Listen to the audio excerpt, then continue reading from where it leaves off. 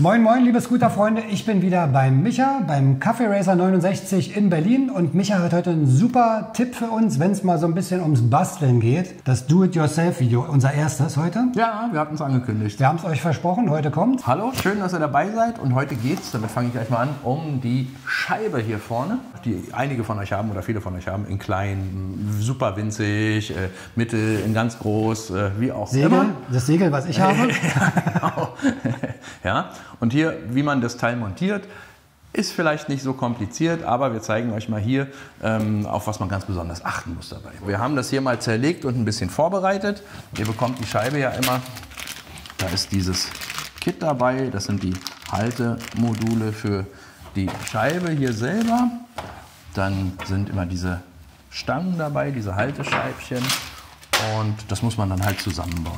Das machen wir mal ganz kurz, das ist easy peasy, das kennt ihr auch alle. Als erstes, das ist ja der Bereich, der hier unten reinkommt in dieses Loch. Ich nehme mal den vorderen Lenkerdeckel ab, das haben wir nämlich vorbereitet. Dieses Fahrzeug hier kriegt einen komplett neuen Rahmen, deswegen bietet es sich an. Also sieht man ein bisschen, wie es hier drin aussieht. Ich nehme hier mal alles weg gerade. So, und zwar hier unten rein kommen nachher diese Haltestangen.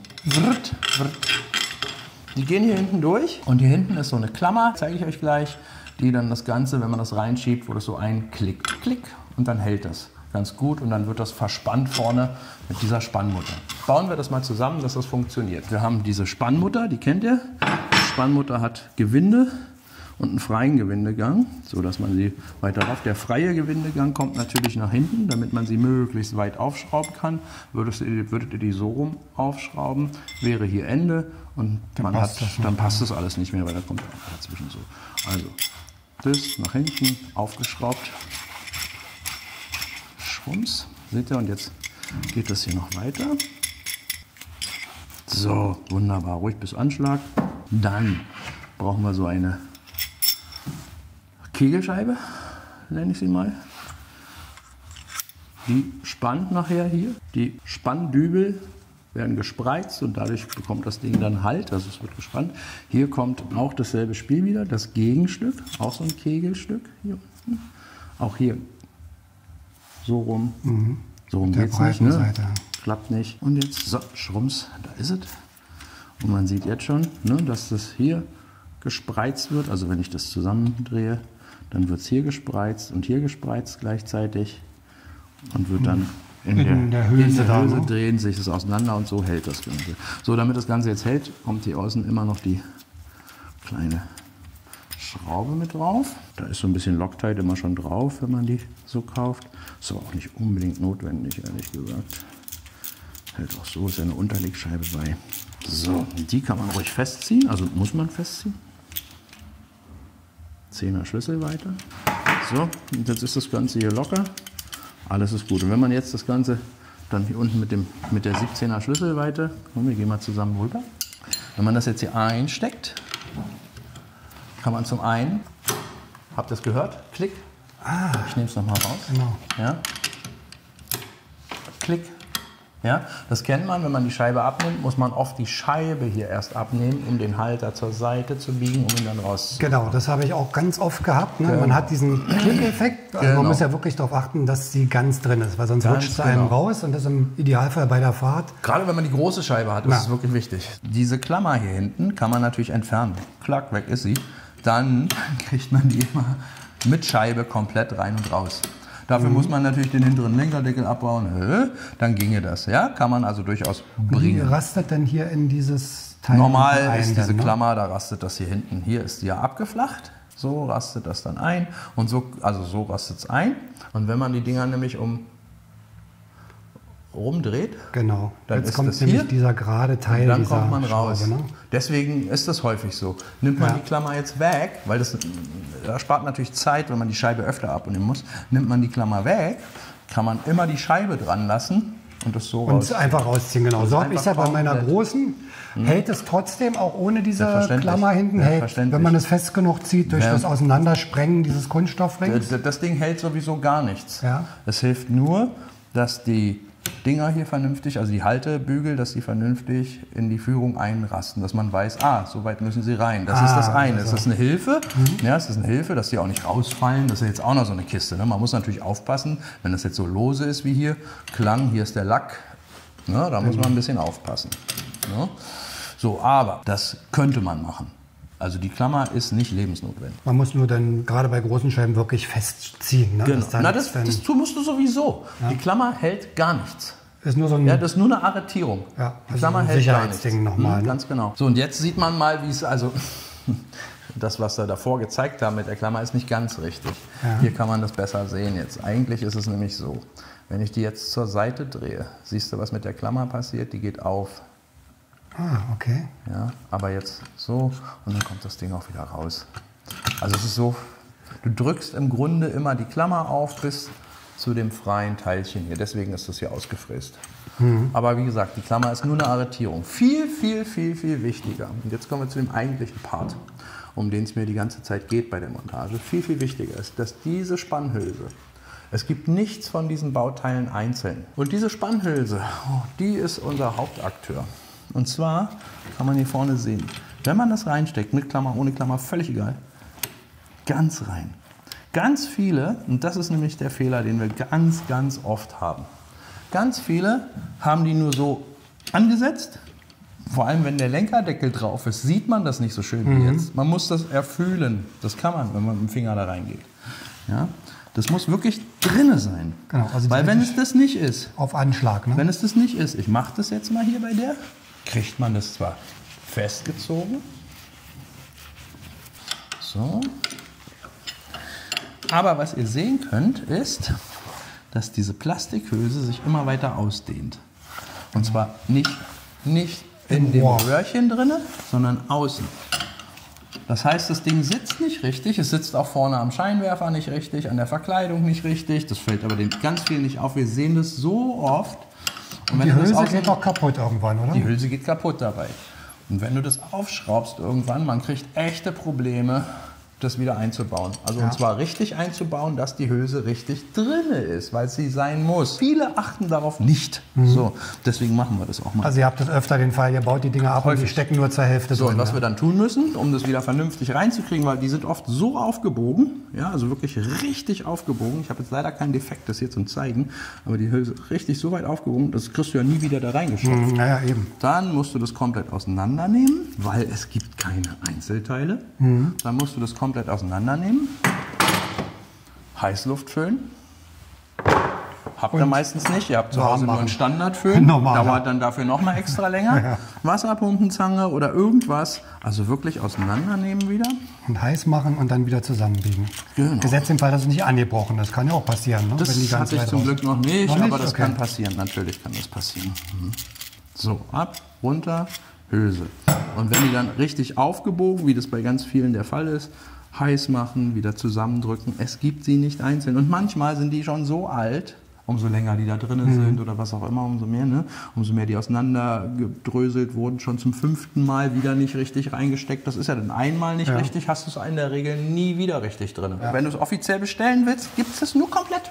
Das ist ja auch nicht schlecht. Ja, dass man das irgendwie auf eBay die einzelnen Halter kriegt, ja. Aber man muss ist aber vom Hersteller nicht vorgesehen. Okay, also da gibt es dann wirklich nur Scheiben. Genau. So.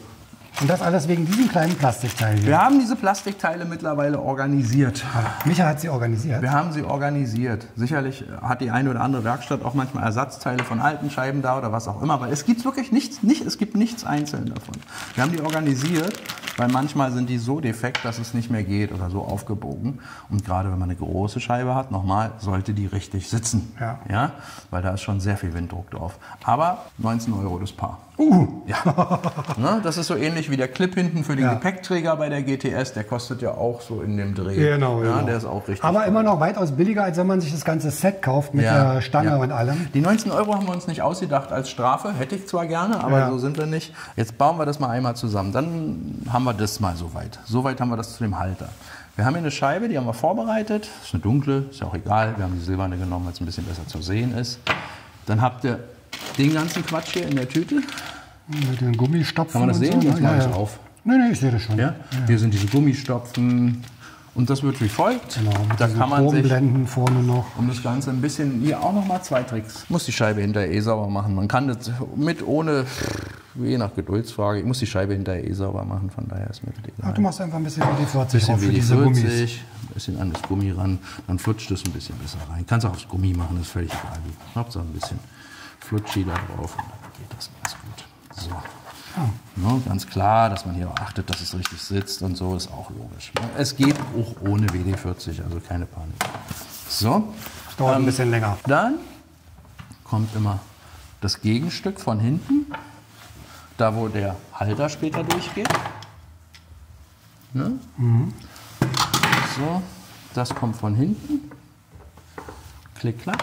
Von vorne kommt noch diese Scheibchen. Die da sind das. Das sind die Chromdinger. Genau, aber hier sind sie halt schwarz, deswegen sieht man das besser. Da kommt die kleine Innensechskant rein und damit wird dann später die Höhe der Scheibe eingestellt, weil das verspannt man ja dann mit den Haltern. Jetzt noch ein Trick dabei. Ich mache hier mal das zweite schnell rein. Jetzt mal ohne Flutschi. Diese Verschraubungen hier über die Jahre vergnaddeln die. Der Innensechskant kann viele Kräfte aufnehmen, aber der hier ist sehr winzig. Das ist sehr klein. Wenn da dann noch nicht das das gute Werkzeug da ist, sondern ein ausgenüselter Sind die schnell rund, die Innensechskant, Schrauben? Das kenne ich auch. Ja. Genau, dann sind die ganz schnell rund, weil die richtig fest werden über die Jahre und das nervt. Also es nervt auch uns wieder das Problem einzeln. Nein, gibt es nicht einzeln, das ist das Erste, was nervt. Das kann man sich ersparen. Das ist jetzt nicht das Riesenproblem, aber einfach, das kann man sich ersparen. Wir machen das eigentlich fast immer, weil ich möchte die Scheiben, wenn die Fahrzeuge nach ein paar Jahren wieder in die Werkstatt, oder jedes Jahr, aber wenn die dann wieder in die Werkstatt kommen, muss ja jedes Mal runter, wenn man das an den Lenkerdeckel bremst. Genau. Alle 2 Jahre spätestens, wenn Bremsflüssigkeit fällig ist. Alle 2 Jahre Bremsflüssigkeit wechseln. Ja, dann muss die Scheibe runter. Und wenn man dann die Klammern noch hier hinten drin hat, möchte die Scheibe rausnehmen, dann muss man in der Regel erst die Scheibe runternehmen, um dann die Bügel abzukriegen. Ja. Dafür muss man diese Schrauben wieder lösen. Damit die sich über die Jahre noch lösen lassen, macht einfach ein bisschen Kupferpaste ran. Bei unseren Kundenfahrzeugen machen wir das fast immer. Ein bisschen Kupferpaste daran. Dann rottet die nicht fest. Dann rottet die nicht fest und dann kriegt die auch nach 5 Jahren noch raus. Wie gesagt, klappt auch, wenn man es nicht macht, aber die Gefahr ist nicht so, dass wir das nicht schon öfter oder ab und zu mal gehabt haben. Also das kann man ja auch mal nachträglich machen. So, ja, dann, Also dann macht man das bei der beim montierten Einbinden Scheibe. dann, ne? Zeigen wir gleich. Machen wir wieder bei der montierten Scheibe. Musst du nicht mal auseinandernehmen. Machen wir bei der montierten Scheibe eine nach der anderen. Fertig. Ganz easy Nummer. So, hier haben wir jetzt unsere Haltebügel, schön aufgedreht. Die hier allerdings schwarz gepulvert. Die gibt es irgendwo in schwarz, meine ich. Genauso wird die Frage kommen, der Handyhalter, den hat der Kunde sich selber besorgt. Ich habe den schon mal gesehen online, ich kann dir aber ernsthaft nicht sagen, wo der her ist. Vielleicht weiß das irgendwer. Eine RAM-Mount hier hinten an dem Halter dran. Vielleicht ist ja weiß fest das, dran, ist ja nicht vielleicht reingeschraubt. weiß das irgendwer, ich weiß es nicht. Es war dran, wir haben es nicht gebaut. Aber es ist eine Gute Idee, coole Lösung. Vor allem ist das nicht hier reingeschraubt, das muss es so geben. Das ist im Stück, ja. Muss es so geben. Ich weiß nicht von wem und was. Wahrscheinlich Alibaba oder sowas. Okay, legt euch schön was unter, dann kann man die Scheibe so hinlegen, dann verkratzt die nicht. Ja, und dann kann man eine Decke oder was auch immer nehmen. So, zusammengesteckt alles. Hier ist ein bisschen tighter durch die Pulverbeschichtung. Wir machen es jetzt mal ganz bewusst ohne den Lenkerdeckel, um zu zeigen, wie wichtig, dass der auch wirklich reinfluppt. Und jetzt kann man schon schön sehen, das war die wir probeweise mal einfach aufgedreht haben. Die geht gar nicht mehr rein. Die will gar nicht mehr richtig reingehen. Da hat man schon wirklich mit Gewalt hier zu tun. So, nehmen wir es mal raus. Siehst du, das reicht schon. Krass. Das reicht schon. Und du kriegst sie nicht mehr richtig rein. Da das hier ganz leicht nur aufgedreht ist, das ist ja wirklich lächerlich. Hier. Wirklich lächerlich wenig. Aber es reicht schon, ne? Das reicht schon, dass es nicht mehr richtig reingeht. Jetzt kann man 2 Varianten machen. Also, wie gesagt, Heißluftföhn, das Ganze wieder zusammendrücken. Hier kann man das wunderschön sehen. Das reicht schon. Krass. So, jetzt macht man das zu Hause, nimmt seinen Haushaltsföhn, föhnt halt entsprechend lange warm und drückt das wieder zusammen mit einer Zange. Ja, dann geht das alles wieder. Oder wie in meinem Fall, nimmt man mal schnell eine neue Hülse. Klack, und jetzt ist er ganz drin. Wir sehen. Also muss wirklich hier bis zu diesem, also das Silberne muss am Silbernen ankommen. Muss. Sonst macht ihr euch diese Hülsen kaputt. Und darum geht es in diesem gesamten Video eigentlich. Es geht um diese Hülse. Es geht um diese Hülse, ja, die immer wieder kaputt ist, weil die Dinger nicht ganz reingesteckt werden. Und speziell, wenn man eine hohe Scheibe hat. Nicht nur, dass die Scheibe zu weit vorne sitzt, sie sitzt nicht richtig. Ja. Aber das Problem ist, sie ist auch nicht richtig arretiert. Und da sind ja richtige Kräfte drauf auf der hohen großen Scheibe. sind ganz krasse Kräfte drauf, genau. Klang. Ich bin gespannt, ob das einer kennt. Ja, das ist nicht schlecht, aber es ist nur für die kleinen Scheiben. Ne? Die großen weiß es haben ja nicht. wieder eine andere Haltung. Ja, die haben eine andere Halterung. Also jede Scheibe hat eine individuelle Halterung, Genau. natürlich, klar. Aber das ist praktisch, weil dann musst du ja nirgendwo was am Lenker anmachen. Da ist ja auch keine Möglichkeit, außer du klebst was drauf. Und dann hast du hier auch bei großen Scheiben, wäre das cool, hast du immer diese Halterung direkt mit dem Smartphone dann. Natürlich auf Scheinwerferhöhe. Ne? Also hier ist jetzt der Scheinwerfer und der Lenkerdeckel drin. Das brauchen wir jetzt nicht. Sieht aber so auch ganz cool aus. Ja, ne? Hat was. Ja. Ne? Und dann schaut man es einfach, montiert man es einfach. Es ist nichts weiter als eine Fleißarbeit. Ja. Und das ist hierbei jetzt auch nicht wichtig. Hierbei ist mir nur wichtig, dass die Überwurfscheibchen hier vernünftig auf dem Gummi liegen. Reine Optikfrage. So, angezogen. Mein Tipp von mir, ich habe ja die große Scheibe dran. Diese schrauben fest, aber nicht zu fest, weil ich habe mir schon diese Plastikhülsen, die da drunter sind, das sind nur Kunststoffhülsen, die habe ich mir gesprengt.